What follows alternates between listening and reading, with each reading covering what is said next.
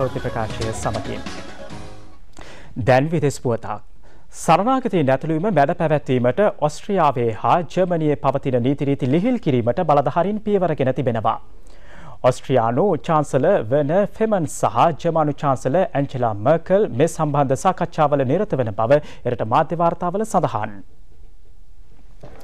මැද පෙරදිග හා අප්‍රිකානු රටවල පවතින ගැටුම්කාරී වාතාවරණය නිසා එම රටවල ජනතාව සරණාගතීන් ලෙස යුරෝපා රටවලට පැමිණීමට පෙළඹී සිටිනවා. සිය ජීවිත ආරක්ෂා පතා යුරෝපයට ඇතුළු වීමට උත්සාහ දරන සරණාගතීන් සම්බන්ධව මානුෂීය අවධානය යොමු කිරීමට ඔස්ට්‍රියානු හා ජර්මනු බලධාරීන් ඊයේ තීරණය කළා. ඒ අනුව හංගේරියාව හරහා පැමිණි දහස් සංඛ්‍යාත සරණාගත පිරිසකට ඊයේ ඔස්ට්‍රියාව හා ජර්මනියට ඇතුළු වීමට අවස්ථාව උදා වුණා. නමුත් සරණාගතීන් සම්බන්ධ හංගේරියානු නීති රීති තවදුරටත් ප්‍රබලව ක්‍රියාත්මකයි. එබැවින් හංගේරියාවට සරණාගතීන් ඇතුළු වීම වැළැක්වීම සඳහා එරට ආරක්ෂාව තර කිරීමට මෙන්ම දේශ සීමා මායිම් තවදුරටත් ශක්තිමත් කිරීමට එරට බලධාරීන් තීරණය කර තිබෙනවා. එහෙත් ඔස්ට්‍රියාව හා ජර්මනිය පවසන්නේ මේ ගැටලුව සම්බන්ධව මානුෂිකව විමසා බලා සරණාගතීන්ට අවශ්‍ය ආරක්ෂාව හා පහසුකම් තම රට තුළ ලබා දීමට විශේෂ නීතිමය ක්‍රියාමාර්ග සම්මත කර ගැනීමට උත්සාහ දරන බවයි. දැන් ක්‍රීඩා පුවත්. පස්වෙනි පොදු රාජ්‍ය මණ්ඩලීය යොවුන් ක්‍රීඩා උළෙලේ දෙවනි පදක්කම දිනා ගැනීමට ශ්‍රී ලංකාව අද සමත් වුණා.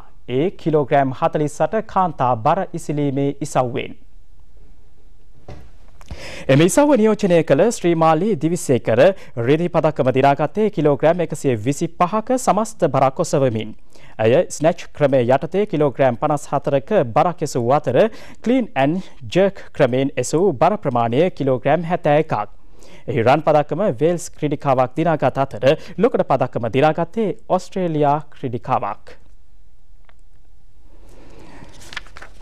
විදෙස් ක්‍රීඩා පිටියේ පුවත් කිහිපයක් දැන්. ඔස්ට්‍රේලියානු ක්‍රිකට් කණ්ඩායමේ තුන්නිරියව් ක්‍රීඩක ෂේන් වොට්සන් ටෙස්ට් ක්‍රිකට් පිටියෙන් සමුගන්නා බව ප්‍රකාශයට පත් කළා. ඔහු පවසා තිබෙන්නේ Taman දැඩි හිත් වේදනාවෙන් මෙම තීරණයකට බවයි. ඔස්ට්‍රේලියාව වෙනුවෙන් ක්‍රීඩා කිරීම භාග්‍යයක් බවත් ඔහු ප්‍රකාශ කර තිබෙනවා. මෙවන විට 34 වෙනි විහෙයි පසුවන ෂේන් වොට්සන් ඉදිරියේදී එක් දින සහ 20 තරඟවලදී පමණක් ඔස්ට්‍රේලියානු කණ්ඩායම නියෝජනය කරනවා. ඉස්පාඤ්ඤයේ පාපදි රැළියේ 15 වෙනි අධීර ජය ගැනීමට ඉස්පාඤ්ඤයේ ජාකම් රොඩ්ලිගස් සමත් වුණා.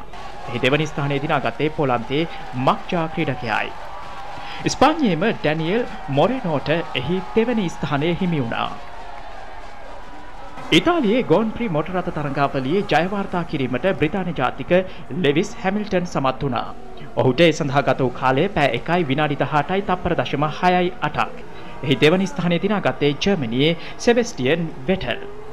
දෙවනි ස්ථානය බ්‍රසීලයේ පිලිපේ මාසාට හිමි වුණා. ඒ සමගින් රූපවාහිනී දිවා ප්‍රවෘත්ති ප්‍රකාශය නිමාවට පත් වෙනවා. අයිබෝවන්